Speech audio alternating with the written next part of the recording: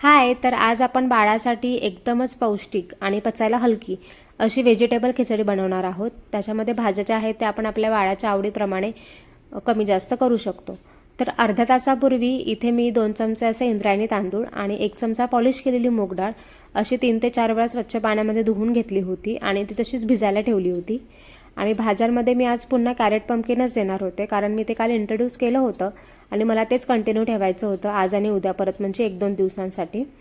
तर ते मी बारीक चॉप केलं, कारण ते पटकन शिजेल तांदळाबरोबर, कारण तांदूळ ऑलरेडी भिजलेले आहेत.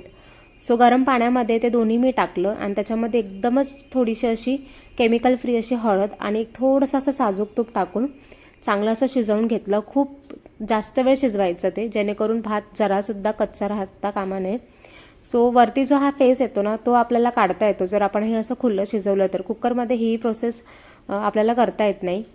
तर एक 10 ते 15 मिनिटानंतर ना, इथे तुम्ही बघू शकता सगळ्या गोष्टी चांगल्या शिजलेल्या आहेत. पूर्णपणे त्याला थंड होऊ द्यायचं आणि त्यातलं पाणी नितळवून घ्यायचं आणि मगच मिक्सरच्या भांड्यामध्ये आपल्याला जेवढं लागेल तेवढं ते मिश्रण जे आहे ते आपल्याला बारीक प्युरीसारखं मी करून घेतले, कारण मी तिला अजून टेक्स्चर फूड इंट्रोड्यूस केलं नाही आहे, जे की मी हळूहळू करणार आहे.